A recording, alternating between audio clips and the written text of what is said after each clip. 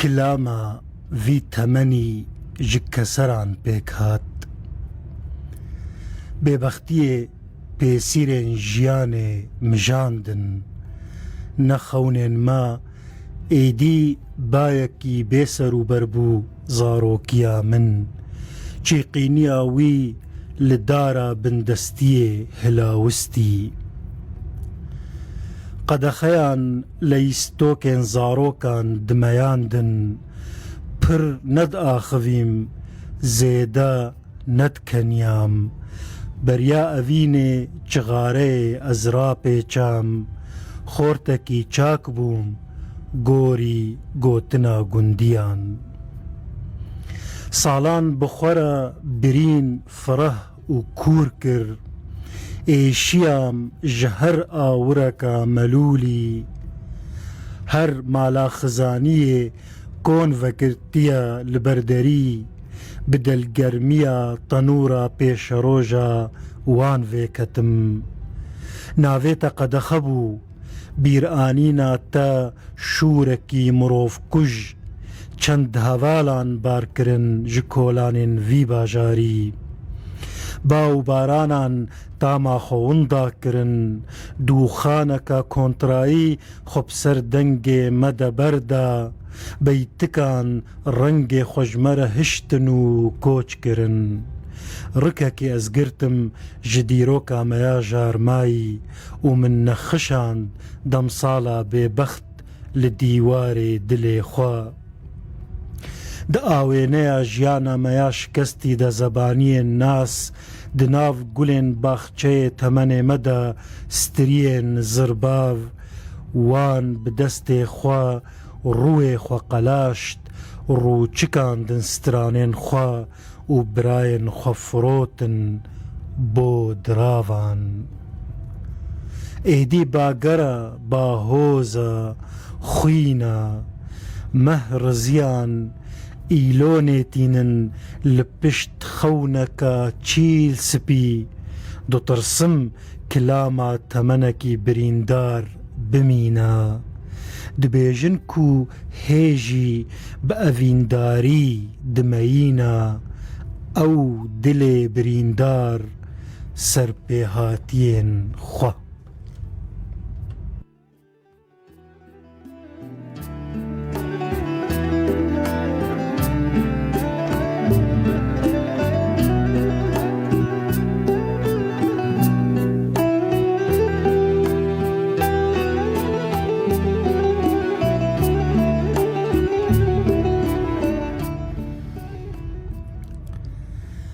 guhdarên hêjayên radyoya Rûdawê ez besam Mistefa dîsa xelekeka nû ya bernameya we ya wêjevan de bûwere me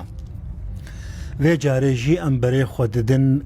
Bakurê Kurdistanê û yek ji sembolên helbesta modern yan helbesta nûjen li Bakurê Kurdistanê dikin mijara xeleka xwe ew jî bêguman helbestvanê hêja berken bereha bêguman guhdarên hêja em ê bi kurtî wek ku çawa di kitêbên di nav destê me de jî hatiye bicîkirin bi hev re berken bereh bêtir nas bikin kagelo di kîjan salê de ji dayîk bûye her wiha çi berhemê wî hene heta niha helbet berken bi rastî ne tenê helbestvana her çi qasî bi awayekî sereke û berçav dwarê helbestê de tê naskirin û nav û deng daye lêbelê berken her wiha li ser em bêjin tîyoriyên helbestê jî gelek xebat û ket daye her wiha li ser em bêjin gotarvaniyê jî gotaran dinivîse em ê nas bikin ku berken bereh di sala 1954 de li bajarê Şirnexê li Bakurê Kurdistanê hatiye dinyayê cara yekemîn helbestên wî di kovara tîrêjê de ku yekem kovara Kurdî ye li Bakurê Kurdistanê hatine belavkirin ئەم دکارن بێژن یەکەم هەلبەستێن وی دوێ کۆڤارێدا ئانگۆ کۆڤارە بناوێ تیرێژ دووردە ji بۆ جارە یەکەم هاتن وەشاندن و بەلافکردن. حتا نەها هەلبەست و نویسارên wî digelek kovar û rojname û tîviyên Kurdî de belav bûne em dikarin wekû di kitêbê de jî hatiye bicîkirin ku em ha behsa kitêban jî bikin van navan bînin ziman navên van kovar û rojnameyan ew jî nûbûn û nûdem û jiyana rewşen نوبهار و هەر وەکی din دهن بێژن کۆڤار و ڕۆژنامەیان din de jî بەرهەمێن wî hatine belavkirin. Di sala 1990 de bi navê Kulîna Kulîlkan kovareka internetî amade kir û 4 hejmarên vê kovarê derketin. Hin helbestên wî li zimanên Tirkî, herwiha Almanî, Fransî، عربî û Farsî hatine wergerandin. Di gelek komeleyên civakî de jî tevlî konferans û panêlan bûye. Nivîskariya xwe hîn didomîne. Em dikarin hinek berhemên wî jî yekû heta niha hatine çapkirin û belavkirin bînin ziman wek dwarê helbestê de bi navê êş ev helbesta ku min di destpêka bernameyê de jî xwend ji wê dîwanê ji wê pirtûkê bixwe bû ew jî cara yekem ji aliyê weşanên sîve di sala 2001 de an ku berî 19 salan hate çap û belavkirin. Di sala 2003 de dîsa ji aliyê weşanên sî pirtûkeka wiya helbestan bi navê şagirtên evînê derket. Her wiha kitêba Pandomîm ew jî ji weşanên belkî di 2006 de hate çap û belavkirin. Her wiha şîna helbestê ji weşanên dozê di 2008 de belav bû. Dilê min palgeha ji eşqê re ji weşanên lîsê di 2011 de belav bû. Ji dûriyê re weşanên lîst 2013 xewna dawî weşanên lîst 2016 xana xemê weşanên lîst 2018 çemê baranê evêsta 2019. Her wiha wergerên berkenbereh jî bi navê Lapis Lazuli Mahmud Altun wergerandine kiriye. Her wiha a deryayê Gotî ya Mustafa Koz ew jî wergerandiya zimanê Kurdî. Bêguman helbestên yan em bêjin pirtûkên berkenbereyên destê me de êş û her wiha xana xemê her du jî ne em dikarin bêjin dîwana êşê ji aliyê evêstayê ve xana xemê jî ji aliyê lîsê ve hatine çap û belavkirin. Em ê guhdarên hêja hêdî hêdî di bernameyê de gav bi gav bêtir behsa naveroka ve her du pirtûkên seydayê berkenbereh bikin ku dîwana êşeyan pirtûka helbestan ya êşê yekem pirtûka wî bû ku derxist bû. Her wiha xana xemê jî em ê bi hev re li ser wan bisekinin, naveroka wan bêhtir nas bikin. Her wiha car bi car jî em ê hinek helbestên qeşeng yên berken ji we guhdarên hêja û ezîz re bixwînin.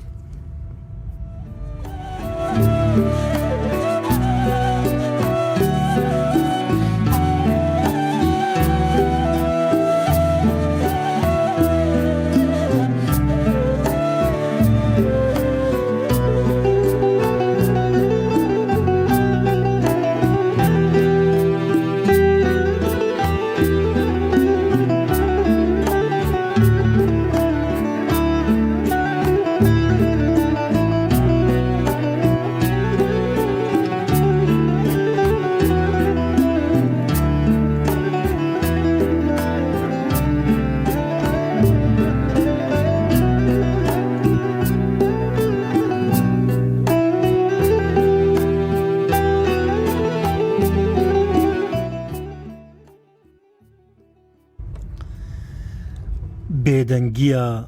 هێویشکێن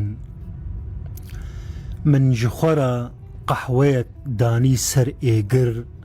وكتابك درخست جرفين زيدا زيدا محياي هنگي تبچم جولي چبو يهشيتا دخبراند هر اف برسبون دهزرو بيرا من دا كتابك كتناف برا منو تا نزانم چما في صبها دل دبجيا روجكا بهاري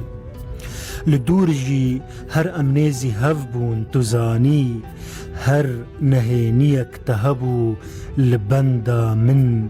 لوي وكولم وكنا ميا هي نهات يخندن ومن برس لبرسي باردكر داني زانين غشيميا من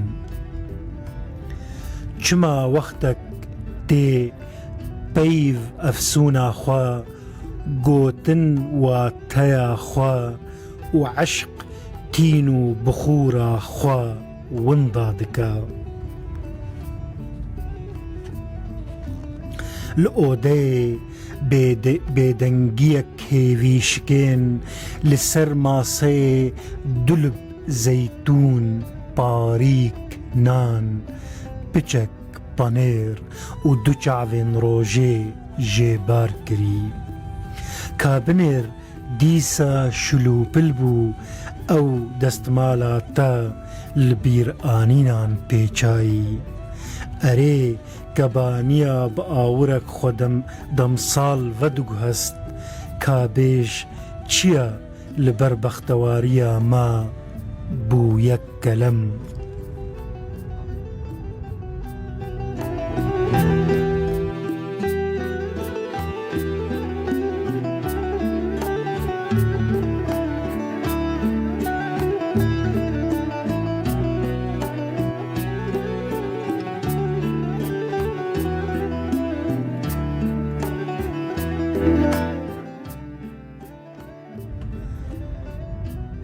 بله گهدارن هجا براستی دیوانا یکم من بیجن دیوانا ایشه یا برکن بره وک جناوی ویجی خویایا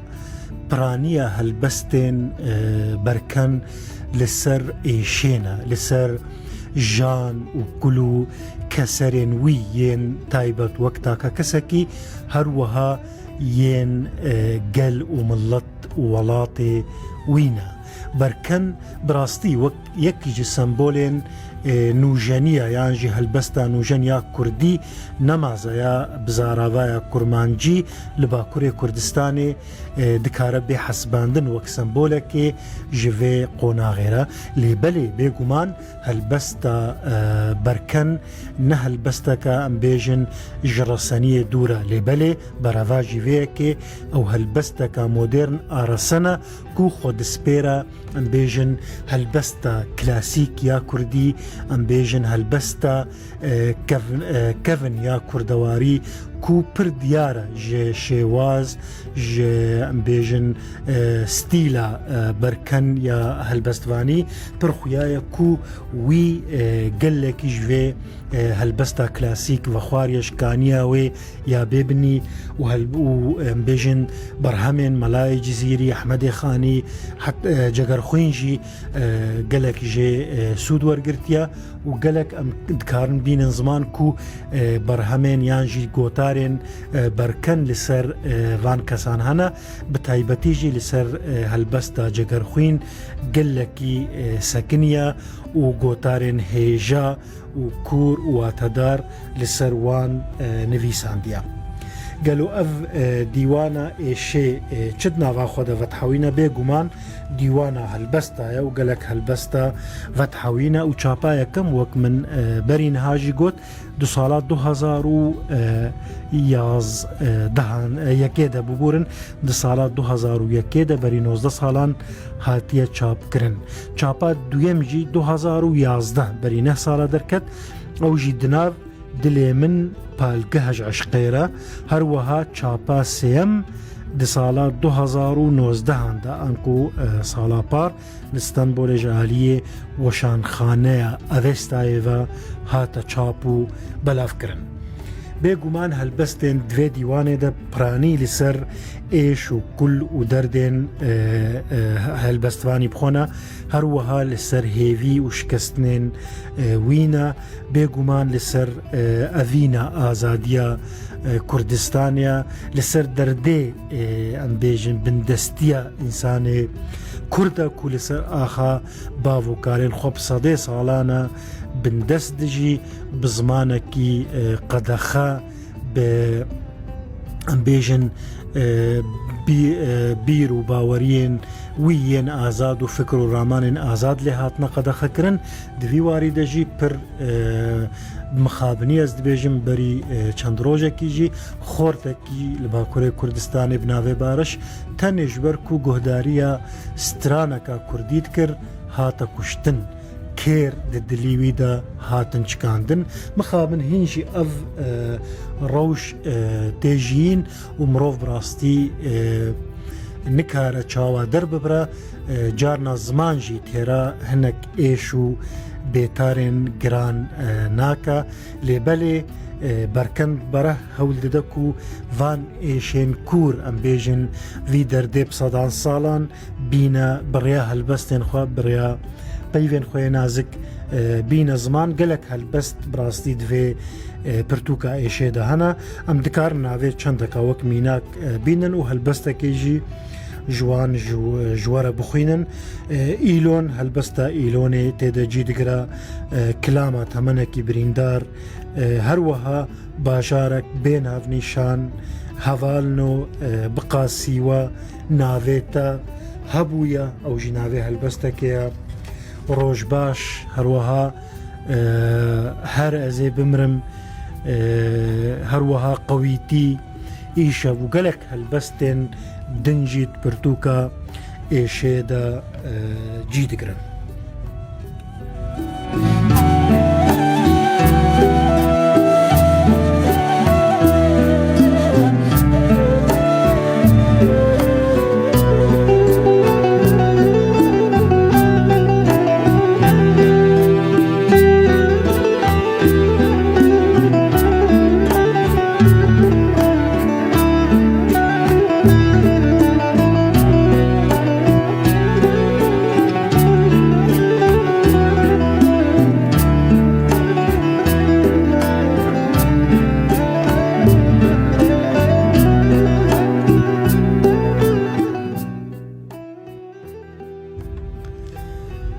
ئەو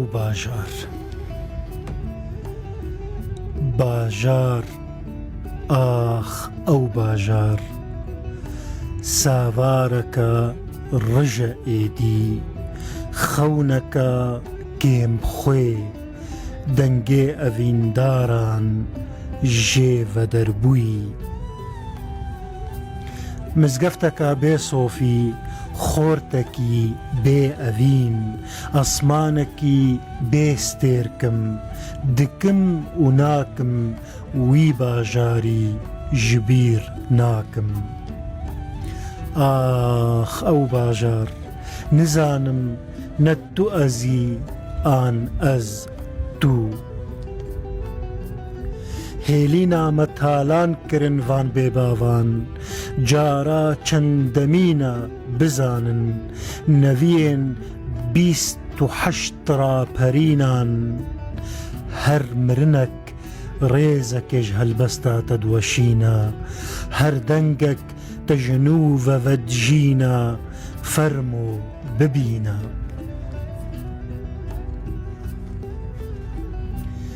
هێڤیەکە ji پۆلایە ئەو باژارێ مالمیرات چ قاسی تێکوشتن هەو قاسی خوشک دبە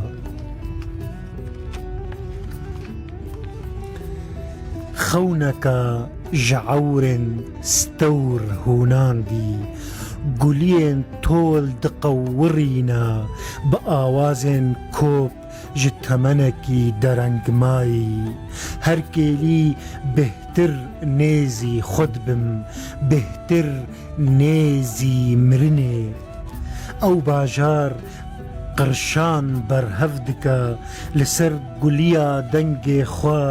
هەمبێزا خوا دخەمملینە بنەفشان دا ئاشتیێ بەحەوینە ئەو باژار کورتە ژیانە منە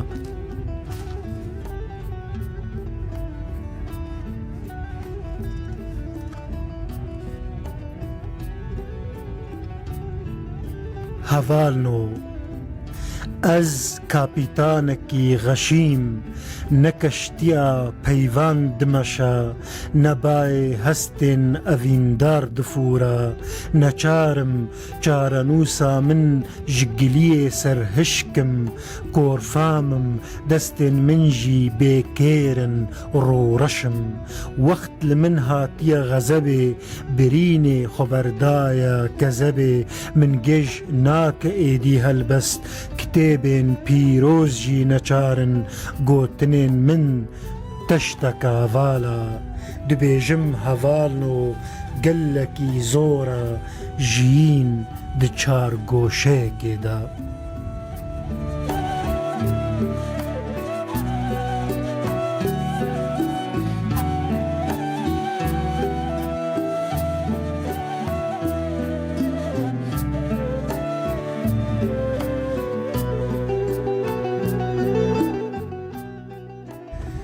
گۆدارên hêja pirtûka xana xemê jî a berkenbera ew jî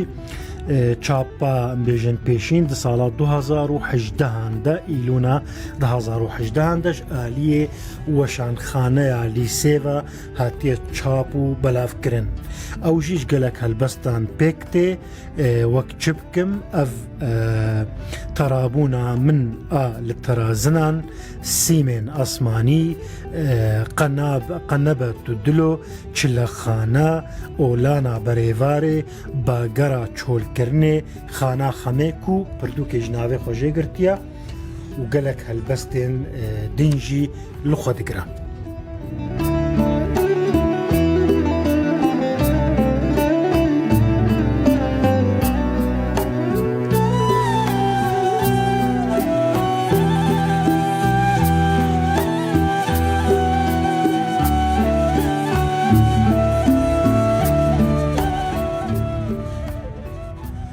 ئەمێ ژی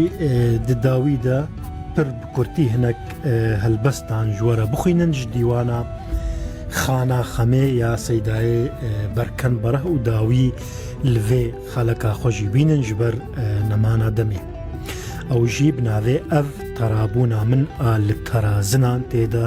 wiha dibêjim westiya xem û hesreta koçerên me yên rengqemirî li mêrga sîngê min hat nexşandin ji ber wê ye awazên min bi miqama payîzok meşa min di beza werdekê de ye ferhenga min hilhilî dilê min guvişî bedena min derrizî kirasek li min kirin çaroxek ji mûyê hespan û sê cara ruhê min sayandin bi pifa derwêşan çik û gemur û tehla tama derengmayînê li sibehan wek ramûsana xatirxwestina jiyarê germ û bijana ya diherrike vê êvarê ber bijûrên xewnên telê dimeya ew tîrêjên berbûyên biharê dibezim perava çemê diçe ji bîrkirinê hawar û nalîna dayika zaroka xwe bin ax kirî olan dide li wir tiliyên min dişewutin çavê min tarî dibin hêlîna xwe xera dike gewre teyrekî kor ئەی یێن دلێوان وەک گۆشتێ لەسەر ئاگری دبڕژە شەڤە هەمبێزا خۆ پینەتکە بدەستمالە هەیڤێ ئەڤ وڵات چیرۆکەکە بژانە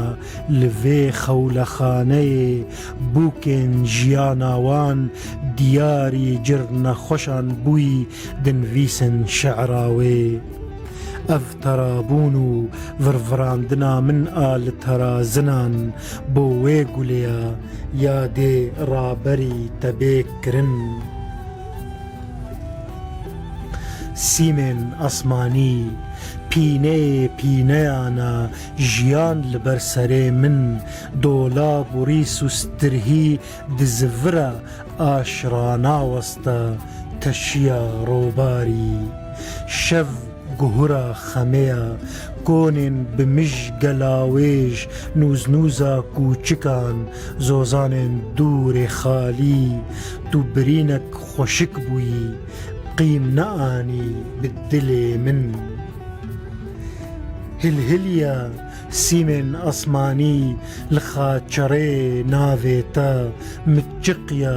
ڕۆبارێ ئێش ڕەش ئێ زەمانی پەیڤ زوو پیر دەبن لەبەر ئێڤاران نەهێسانە شیرۆڤەیە خەم و کەدەرە ئێڤارە عەمرێ من پەیڤ پێرە زوو پیر دەبن گول دچلمسن ڕسم دهلهلن ڕۆبار تێخۆ و تەپا قدومێن وی دشکێن ئەی برینە من ئاهایش بای فەلەکێنینە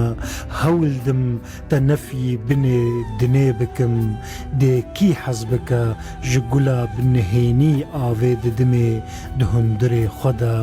دێکی قەدەحە شەراوە خۆراکە ببێژە نۆش وەختێ قوتیا دلێ خۆڤەکم بەحسە خۆشکۆکیە گولێ بکەم